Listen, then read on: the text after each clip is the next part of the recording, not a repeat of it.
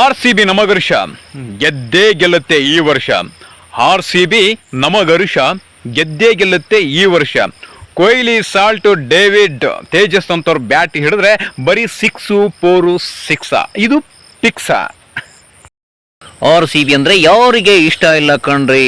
ಕರ್ನಾಟಕದ ಪ್ರತಿಯೊಬ್ಬ ಕನ್ನಡಿಗನು ಈ ಸರಿ ಕಪ್ ನಮ್ದೇ ಅಂತ ಜೋರಾದ ಕೂಗು ಬರ್ತಾ ಇದೆ.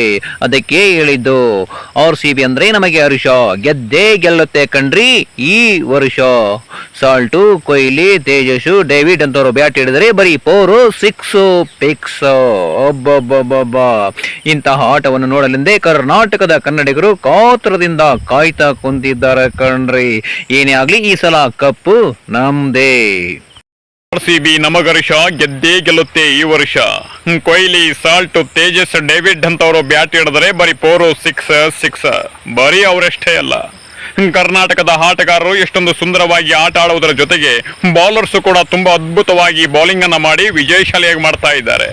ಏನೇ ಆಗ್ಲಿ ಈ ಸಲ ಕಪ್ ನಮ್ದ ಹಾಕ್ಬೇಕು. ಅದಕ್ಕೆ ತಾಯಿ ಭುವನೇಶ್ವರಿನೇ ಕಾರಣ. ಜೈ ಭುವನೇಶ್ವರಿ. ಅದು ತುಂಬ ಚೆನ್ನಾಗಿ ಆಡ್ತಾರೆ ಕಣ್ರಿ. ನಮ್ಮ RCB ಟೀಮು ಸುಮ್ಮನೆ ಸಾಮಾನ್ಯ ಅಲ್ಲ, ತುಂಬ ಸ್ಟ್ರಾಂಗ್ ಟೀಮ್ ಅದು. ನಾನು ಮ್ಯಾಚ್ ಇತ್ತು ಅಂದರೆ ನಾನು ಯಾವ ಪ್ರೋಗ್ರಾಮ್ಗೂ ಹೋಗಲ್ಲ, ಯಾವ ಶೂಟಿಂಗು ಮಾಡಲ್ಲ. ಭಾಳ ಖುಷಿ ಆಗುತ್ತೆ. ನಾನು ಒಬ್ಬ ಕನ್ನಡಿಗನಾಗಿ ಹೇಳ್ತಾ ಇದ್ದೇನೆ, ಈ ಸಲ ಕಪ್ ನಮ್ಮದೇ. ಅದಕ್ಕೆ ತಾಯಿ ಚಾಮುಂಡೇಶ್ವರಿ ಆಶೀರ್ವಾದ ಕೂಡ ಇರುತ್ತೆ.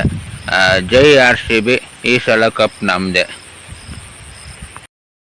ಅಂತಮ್ಮ ನಮ್ಮ ಕರ್ನಾಟಕದ ಆಟಗಾರರು ಈ ಹಂತಕ್ಕೆ ಬರ್ಬೇಕಂದ್ರೆ ಎಷ್ಟೊಂದು ಕಷ್ಟಪಟ್ಟಿದ್ದಾರೆ. ಯಾವತ್ತು ಮ್ಯಾಚನ್ನ ಸೋಲಿಸಿ ಅವ್ರು ಇಲ್ಲಿಗೆ ಬಂದಿಲ್ಲ ಕಣೋ. ಅವ್ರು ಸೋಲಿಸಿರೋ 10 ಮ್ಯಾಚು ಎಲ್ಲ ಎದುರಾಳಿಗಳೇ.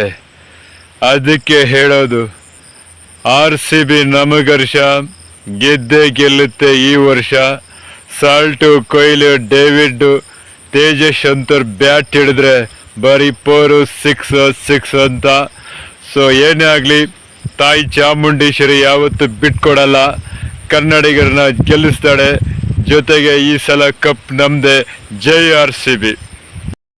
RCB ನಮಗರ್ಷ ಗೆದ್ದೇ ಗೆಲ್ಲುತ್ತೆ ಕಣ್ರಿ ಈ ವರ್ಷ.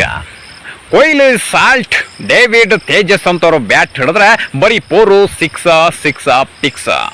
ಸ್ನೇಹಿತರೆ, ನಿಮ್ಗೆಲ್ಲ ಗೊತ್ತಿರ್ಬೋದು, ಸುಮಾರು ವರ್ಷಗಳ ಕನಸು ಈ ಸರಿ ನೆನಸಾಕುವಂತ ಸಂಭ್ರಮ ಬರ್ತಾ ಇದ್ದಾರೆ. ಪ್ರತಿಯೊಬ್ಬ ಕನ್ನಡಿಗರು ಕೂಡ ಅವರಿಗೆ ಪ್ರೀತಿಯ ಆಶೀರ್ವಾದದೊಂದಿಗೆ ಆರೈಸಿ ಅಂತ ಹೇಳ್ತಾ ಇದ್ದೀನಿ. ಏನೇ ಆಗ್ಲಿ ಈ ಸಲ ಕಪ್ ನಮ್ದೇ.